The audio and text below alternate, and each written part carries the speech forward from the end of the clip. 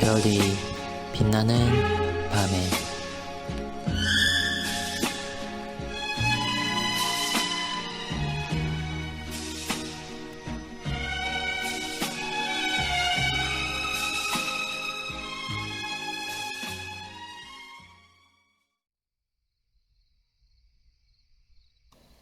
(87문은) 204일차를 참고해 주시기 바랍니다. 신약 성경의 부활을 뜻하는 헬라어는 아나스타시스 외에 몇 가지가 더 사용되었습니다. 그러나 그 의미는 본질상 상이하지 않고 자동적인가 타동적인가 하는 용법 정도의 차이만 있다고 보입니다. 그래서 원어를 통해서 우리가 부활을 이해하는 데는 별로 도움이 되지 않습니다.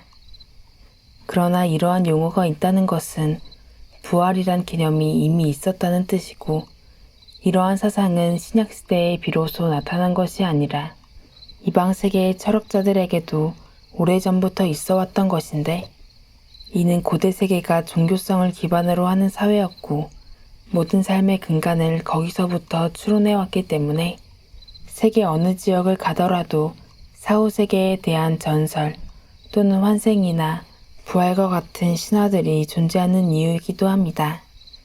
물론 이러한 사상은 구약 성경에서도 이미 찾아볼 수 있는데, 나중에 살펴보겠지만 욥기를 모세시대 정도로 본다면 상당히 오래전에 부활에 대한 신앙이 있었고, 더 거슬러 올라가면 아브라함의 고백을 통해서도 부활 신앙에 대한 면모를 발견할 수 있습니다. 가끔 기독교인들이 불신자들과 대화하면서 성경 기록의 신빙성에 대해서 어떤 패턴이나 스토리, 개념 등을 설명할 때 그 기원이 성경이 최초인가 아니면 이방 세계에 이미 있었던 것인가 하는 문제로 어려움을 겪곤 합니다.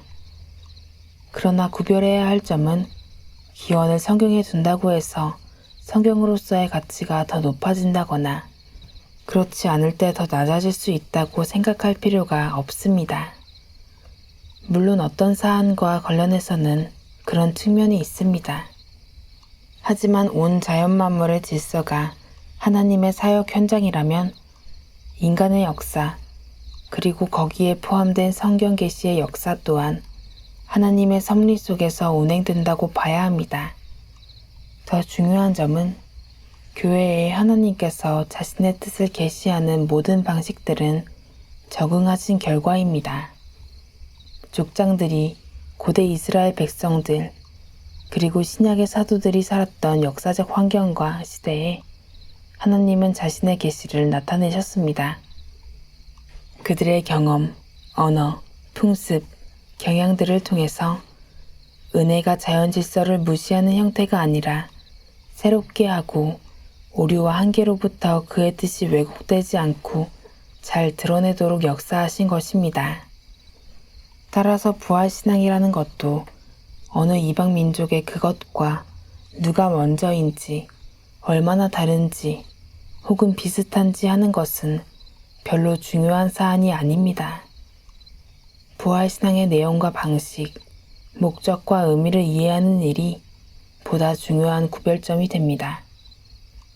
요한복음 5장에서 그리스도는 아버지께서 죽은 자들을 일으켜 살리심같이 아들도 자기가 원하는 자들을 살리느니라고 하신 말씀을 통해서 당시 유대인들이 이미 선지서들을 통해서 알고 있었던 구약의 부활에 대한 사례들을 상기시키면서 성부와 자신과의 동등성을 말씀하신 것과 더불어 당신의 사역이 더 포괄적인 의미를 담고 있으며 확대될 것을 암시하고 있습니다. 이러한 맥락은 25절에 가서 진실로 진실로 너희에게 이르노니 죽은 자들이 하나님의 아들의 음성을 들을 때가 오나니 곧 이때라. 듣는 자는 살아나리라 라고 함으로써 죽은 자들이 살아난다는 의미가 중의적으로 사용되고 있습니다. 즉 복음 진리를 듣고 죽은 자들, 영적으로 죽어있던 자들이 중생의 역사로 다시 살아난다는 의미도 있는데, 그것은 그리스도께서 자신이 행하실 구속의 사역을 통해서 이루실 일입니다. 그런데 그 일이 그때만 성취되는 성격이 아니라 28절로 가면 이를 놀랍게 여기지 말라. 무덤 속에 있는 자가 다 그의 음성을 들을 때가 오나니라고 마지막 날에 실제로 육체적 죽음의 권세 아래 놓인 자들이 모두 무덤에서 부활하게 되리란 말씀을 주셨습니다. 그리고 그 부활이 생명의 부활과 심판의 부활이 있으리라고 하신 것입니다. 이러한 주님의 해석은 구약의 기록들 가운데 부활이라는 특별한 사건들을 우리가 어떻게 바라보아야 하는지 잘 알려주고 있습니다.